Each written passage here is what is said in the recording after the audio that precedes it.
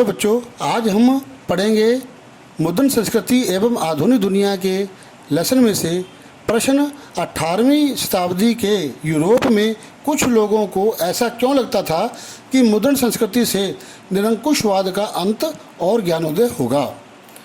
और दूसरा, कुछ लोग किताबों की सुलभता को लेकर चिंतित क्यों थे। यूरोप और भारत से एक एक उदाहरण देकर समझाएं। तो शुरू करते हैं वीडियो शुरू करने से पहले यदि आपने मेरा ये चैनल जिसका नाम economic analysis with Ashwini Kumar Gupta है उसको सब्सक्राइब नहीं किया तो उसे सब्सक्राइब करें, लाइक करें, शेयर करें और साथ दिए बेल आइकन बटन को दबाना ना भूलें ताकि मेरे नए नए वीडियो आप तक सुलभता से पहुंचते रहें। तो हम शुरू करते हैं वीडियो मुद्रण संस्कृति एवं आधुनिक दुनिया के लेसन में से प्रश्न 18वीं शताब्दी के यूरोप में कुछ लोगों को ऐसा क्यों लगता था कि मुद्रण संस्कृति से निरंकुशवाद का अंत और ज्ञानोदय होगा। तो प्रश्न शुरू करते हैं हम। इसका उत्तर है 18वीं सदी तक यह मान्यता हो चुकी थी कि पुस्तकों से प्रगति और ज्ञानोदय होता है। मतलब जो पुस्तकें पढ़ते हैं उनसे व्यक्ति की प्रगति होती है, समाज की प्रगति होती है, एक देश की प्रगति होती है और उसके ज्ञान का उदय होता है। बहुत से लोगों का मानना था कि पुस्तकें दुनिया बदल सकती हैं। लोगों की इस सोच के पीछे निम्न कारण थे। नंबर 1, यूरोप के ज़्यादातर हिस्सों में साक्षरता बढ़ती जा रही थी। मतलब जो साक्षरता है, पढ़ने लिखने वालों की संख्या बढ़ती जा रही थी। दूसरा था यूरोपीय देशों में साक्षरता और स्कूलों के प्रसार के साथ लोगों में जैसे पढ़ने का जुनून पैदा हो गया था, क्योंकि नई चीज़ें मिल गई थी, पढ़ने की चीज़ें मिल गई थी, तो लोग पढ़ने के पीछे भागने लगे थे। लोगों को किताबें चाहिए थी, इसलिए मुद्रक या प्रकाशक ज़्यादा से ज़्यादा किताबें छापने लगे। तीसरा आता है मुद्रण संस्कृति के आगमन के बाद आम लोगों में वैज्ञानिकों और दार्शनिकों के विचार अधिक महत्व रखने लगे। जो वैज्ञानिक थे वो नए नए आविष्कार करते और उनको किताबों में छापकर लोगों तक पहुंचाते। इसी प्रकार से दार्शनिक अपनी बातों को, जो बातें कहते थे, जो समाज के जागरण करने के लिए कहते थे, वे अपने विचारों को पुस्तकों में लिख करके लोगों तक पहुँचाते थे। चौथा आता है वैज्ञानिक व दार्शनिक भी आम जनता की पहुंच से बाहर नहीं रहे। प्राचीन व मध्यकालीन ग्रंथ संकलित किए गए, नक्शों के साथ वैज्ञानिक खाके बड़ी मात्रा में छापे जाने लगे। और पांचवा आता है साहित्य में विज्ञान, तर्क और विवेकवाद के विचार महत्वपूर्ण स्थान हासिल करते जा रहे थे।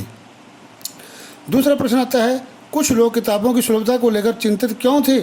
यूरोप और भारत से एक एक उदाहरण देकर समझाओ। तो उत्तर इसका है कि मुद्रित किताबों का अधिकतर लोगों ने स्वागत किया, लेकिन इन लोगों के मन में भी पुस्तकों की सुलभता को लेकर चिंता थी।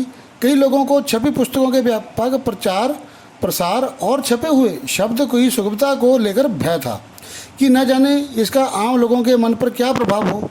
डर था कि यदि छपे हुए और पढ़े जा रहे पर कोई नियंत्रण न होगा तो लोगों में बागीपन और अधार्मिकता के विचार उत्पन्न होंगे। अगर ऐसा हुआ तो मूल्यवान साहित्य की सत्ता समाप्त हो जाएगी। लोगों का जो मुद्रण संस्कृति है उस पर विश्वास उठ जाएगा। धर्मगुरुओं और सम्राटों द्वारा कई लेखकों एवं कलाकारों द्वारा प्रकट की गई यह चिंता न मुद्रित साहित्य की व्यापक आलोचना का आधार बनी। अब हम पढ़ेंगे यूरोप से उदाहरण और भारत से उदाहरण। तो पहले लेते हैं यूरोप से उदाहरण।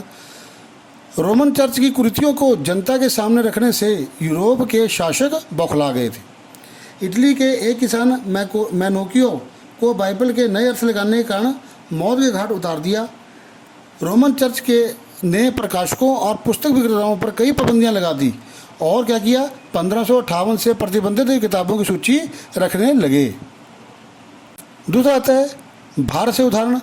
अंग्रेजी सरकार भारत के राष्ट्रवादी साहित्य के प्रकाशन से बहुत घबराई हुई थी। इसको रोकने के लिए उन्होंने 1878 में वर्नाकुलर प्रेस एक्ट लागू कर दिया।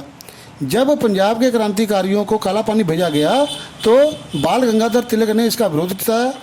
उन्हें अंग्रेजों ने पकड़कर जेल में डाल दिया। इस कारण से सारे देश में बहुत विरोध हुआ।